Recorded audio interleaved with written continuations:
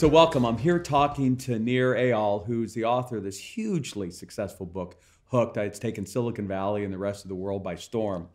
And it seems to get related to techie consumable products, consumer products. But how do we relate it to the rest of the world? Right. So the book is really about habit-forming products, and those products have a very high bar, that if the way that you create and deliver value requires unprompted engagement. So if you think about Facebook and Twitter and Instagram and WhatsApp, these companies would go out of business if they didn't have habits bringing people back.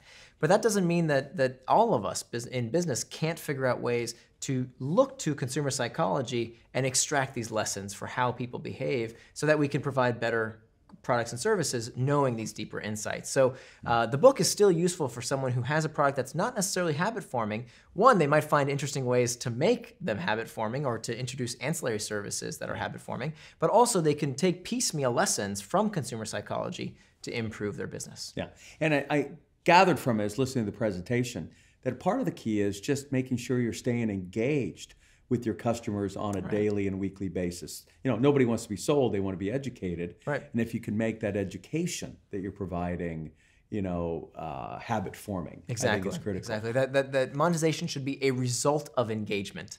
Right, unless it's this one-time sale, you know, that we want to try and keep people coming back, and so we want to find ways to keep them engaged. And if they are engaged, we'll be top of mind. I like to say that first to mind wins, and the way we create that first to mind association with our company as opposed to someone else's is engagement.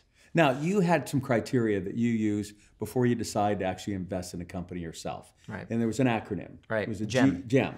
Explain it just real quick. Sure, it's kind of my business model in a box. You know, there's a lot better, more in-depth business models, but my business model is these three criteria of GEMs: growth, engagement, and monetization. All right. That every startup needs to have 2 out of the 3 with a plan for the third, because each is necessary but not sufficient. So, you know, what I talk about, what Hooked is all about, is just engagement. Okay. And you can have an incredibly engaged consumer base, but if you can't figure out how to grow that user base and you can't figure out how to monetize, you don't have a business. What I tend to see more of is not companies that have plenty of engagement. What I tend to see is companies that can figure out growth, because right, you can buy growth, you can put out a lot of ads out there. Yeah. They even can figure out monetization, but they're what I call leaky buckets, right? Customers come in, customers go out, and they can't figure out how to keep them engaged. And so, interesting question from the audience about the Blackberry. And you know, they built it so it had quite a bit of hooks, and you were stocking yet a lot of your data into their systems. Right. But ultimately, I thought you had a great answer. Why do you feel they lost right. relative to Apple? So I think you know, BlackBerry was called Crackberry primarily because it was an email device. Yes. And email is, let's face it, the mother of habit-forming technologies. It's very difficult to stop using because it uses, you know, what I call rewards of the tribe, rewards of the hunt, and rewards of the self. It has all 3 of these variable rewards, which you don't see very often. So it's an incredibly habit-forming product. And that was, you know, the device that allowed us to constantly check email. But then Apple comes out with the iPhone, and it has these interesting new variable rewards in the form of the App Store. Yeah. And it was really the App Store, I think, that propelled Apple to what it is today, in that it engaged this entire community of developers in giving the consumer the next interesting reward and the next thing. Oh my gosh, my phone can do this and it can do that. I didn't know it could do all these things. And that provided this constant source of new delight. And what I thought was interesting, so I made a comment that you have all of these amazing kind of ratings on Amazon for your book. And one of the guys came up to me afterward and said, well, hey, but there was a real secret that Nir did there. And you engaged your community in contributing to the book. Right.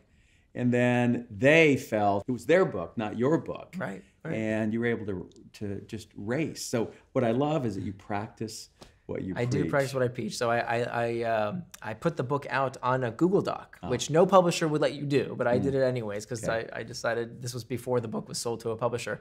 And I put the book on a Google Doc, and I asked my blog readers, hey, you know, if you'd like to have a sneak peek and help me out, you know, help me revise the book, I'd love your insights.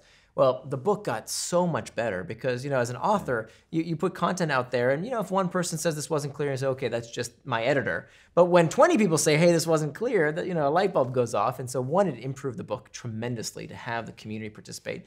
But then the deal was, you know, look, if you help me with edit my book, if you give me suggestions, I'll put your name in the back of the book. And so there's all these people's names who were kind enough to help me with my book.